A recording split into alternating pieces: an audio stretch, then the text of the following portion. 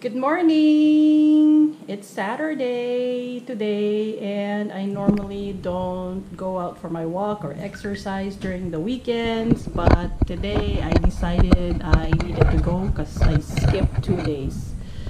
Anong ganap today? I plan on cooking rib tips. Yung minarinate ko nga yung liempo, yung spice packet for liempo, I used it to marinate the spare rib tips. Ito siya. So I plan on cooking that in the air fryer today. Alfred is here with us for the weekend again. And luluto ako ng fried rice for him, garlic fried rice. Kasi mahilig siya ng rice. Yun. So, hindi muna ako maliligo. So, makikita nyo, napaka unpresentable ang itsura ko. Kasi ayoko muna maligo until after I finish cooking para yung amoy ma-wash out when I take my shower. So ayan, dyan na muna kayo. I'll keep you posted on what I'm doing. See ya! Hello again! So here is the pork that I arranged. Yung half of what was in the bag is what I put in the fryer. So I'm just kind of separating them out so they're not sticking to each other before I put this whole thing in the air fryer.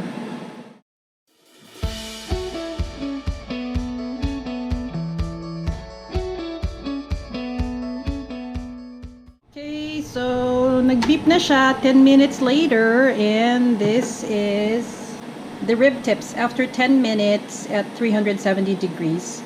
So I think I might turn this over, turn each piece over, and then mukhang luto na siya, but just to play safe, lagay ko muna ng additional time.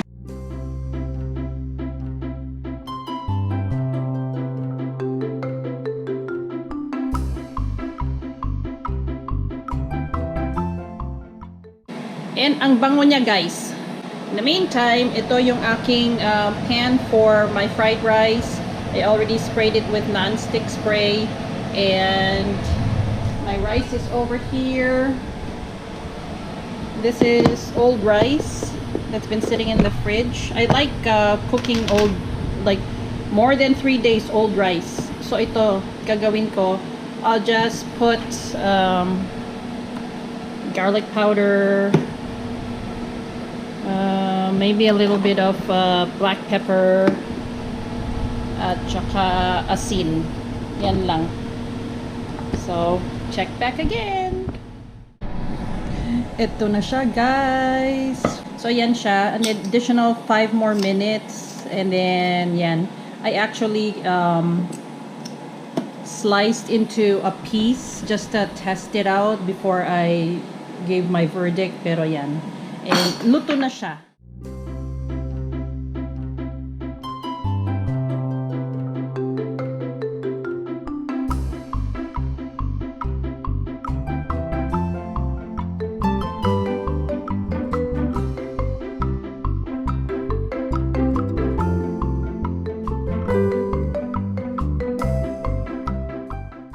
Katatapos ko lang magligpit ng konti around my station, and then this thing just went off. Yan, nahugasan ko na yung container ng rice at saka ano pa ba, mga ibang ginamit ko dyan. I learned this from my dad. My dad was a steward in the US Navy, and yun ang sinasabi niya palagi sa amin when we were growing up, na like you clean as you go while you're cooking because it kind of keeps your station clean. And then I think in a way parang safety precaution na rin yun kasi it prevents any accidents pag masyadong maraming nakalagay dyan sa way mo, like you might tip something over or whatever. Ang dami na. Inimbita ko nga si Mamay dito na lang maglakwatsa imbis na pumunta ng Seafood City, Chicago. So yan, siguro siya sumasagot na naman. Yan, magko-cool muna yan, and then I'll show you guys how to get rid of the taba. That's, oh my gosh, look at how much there is in there. So yeah, I'm gonna let that cool before I tackle it and I'll show you guys how I clean it. I will try to make this today, yung banana upside down cake ni... Hi, wala na yung hat. Yung banana upside down cake ni Just Kathy dun sa YouTube. And I watched the video again. I realized that they used, you know, like ingredients from scratch, flour, baking soda, mga ganon. But I already bought the pre-mixed yellow cake mix na gluten-free kasi nga Gabriel is gluten intolerant. So I think it has peanut butter. So when I'm preparing this, I'll just add peanut butter to it just to kind of mimic what they had on there. I do have the link to the recipe that Just Kathy used, but I'm kind of just winging it a little bit and changing a few things here and there. Yung pag-prepare niya nung banana na topping will remain the same. I'll just modify the cake mix itself to use something out of the box. So ito na naman tayo. I'm tackling the cake mix next. So I'm just following the instructions on this box. So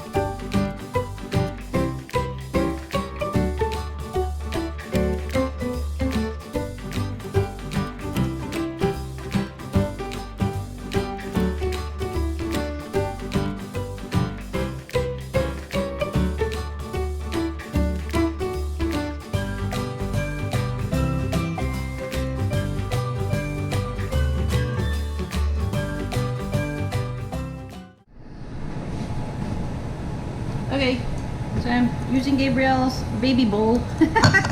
Ano, ang luma na niya, oh. Ang dami niya ng ano, mga old, but we keep it around. It's handy. I think my brown sugar is still good. It's dark brown, like Neil suggested. Yay! Nakachamba ako. So this is kind of like something that I bought at a craft fair dito sa US, and it's kind of like a terracotta thing that they suggest to put it in this bag of brown sugar kasi di ba ang brown sugar tumitigas, so depending kung saang region kayo dito sa US, so there's malamang tumitigas siya, and you don't want to throw away a whole bag kung hindi naman sira. So yun, they just stick it in the bag to keep it soft, and soft pa naman siya, you know, it's still soft, and I mean it's in clumps but it's still soft and breakable.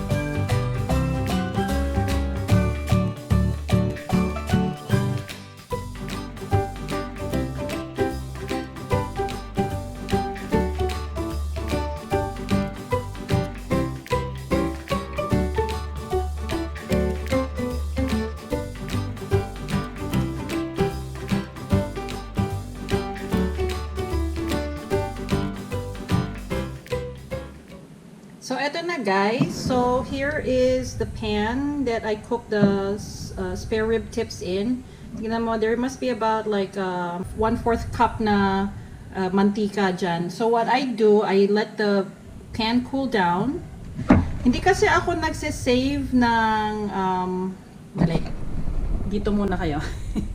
Hindi kasi ako nagsisave ng oil that I use when I'm frying or cooking or whatever. Tinatapon ko kaagad kasi I never, in my experience, I never really reused any of that oil. So, nasisira lang siya. Tsaka hindi naman kasi kami mamantika, hindi naman nagfa-fry. Kasi nga, health reasons, ganon. So, that's why I love this air fryer because I can have the taste of fried food without sacrificing, you know, health issues and stuff. So, ang ginagawa ko lang, masayang ito, so please don't bash me if you think that this is wasteful in terms of paper and all that kind of stuff. But, one of the advantages of this method is that it saves your pipes. Kasi pag dinadray mo straight into the sink, you know, all that mantika can get hard over time, especially in a four-season area like ours. Mag-freeze yan sa pipes and you'll end up having like clogged pipes. So yun. This technique actually I learned from Gabrielle, who learned it from her home economics class. So what they do, and this is where the wasteful part comes in, is you just gather a whole bunch of paper towels. Yan. Paper towels, yan. I just gathered like siguro 1 or 2 sheets and then you just kind of soak it up. Yan. Saan na yung camera ko? Nawala. Ayan. So I'm just soaking it up. I might actually need more than what I took from my...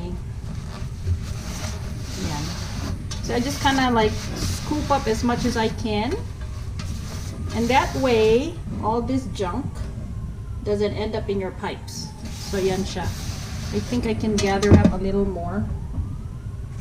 Just a little bit. So yan siya. Yan.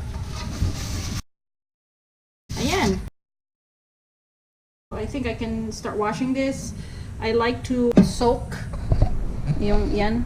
Para maalis yung ano niya, yung oil, yung grease and all that stuff. So, yeah, this has been soaking in there while I was washing my tools and dishes from earlier cooking. So, yan siya. Huhugasan ko na yan. So, there you go. Tip for the day, household tip for the day. That's how you get rid of oil, extra oil that you use in your cooking. So, at least that oil doesn't end up in your heart. So, yun. Talk to you guys later. Huhugasan ko na to. Alright, bye. So guys, ito na yung aking version ng banana upside down cake or with peanut butter. So I just did do a taste test or a test with a toothpick kasi nga alanganin ako dito sa gluten-free na flour. So I just kind of like poke it in. I checked it already, but I just want to check it again. Yan. So they say when the toothpick comes out clean and smooth, just do it backwards in a different part of the cake. Yan. Ready na daw yung cake. Yan. So, I'll let it cool for a little bit and then I'll transfer it to a platter. Okay, here is the upside down cake and I had to, mid-cooking, I had to put it in here kasi nga maliit yung aking pan. And all the brown sugar was bubbling out. Ayoko namang maglinis ng oven. Marumi na nga yung oven, lilinisan ko pa. So, I have a round plate. And this is the tricky part, I think. So, yan. Mabigat kasi ito na pan. So, wish me luck. And if it's a fail, you guys will be first to witness it. So, yan siya. Oh. 1, 2, go. Not bad, Marsha. Good job. Ooh, that looks good. Yum. Oh, may natira oh. I have to scoop that out and put it on top. Masarap ang itsura niya. Looks scrumptious. Ayusin din natin gaya ng Just Kathy. Ba't ko ba tinatawag na Just Kathy yun? Kathy naman pangalan niya. Thank you, Kathy and Neil. Shout out to Just Kathy for teaching me how to do this. I think it came out good. And I think I'll take the liberty of trying it a little bit. Just a little with, Ayan. Sige, televise ko kayo. Ay, film ko sarili ko. Pero nasira na yung ayos. Sayang. I needed to get some banana with it.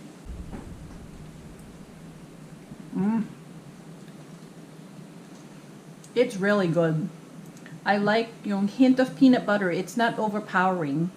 It's just a little bit hint of peanut butter. Kasi hindi ako talaga mahilig ng peanut butter. I guess I'm like simply raised. I think she mentioned that when they were trying what Kathy brought to one of their get-togethers. So, hindi siya mahilig. Ako, hindi naman sa hindi mahilig. I just don't like too much of it.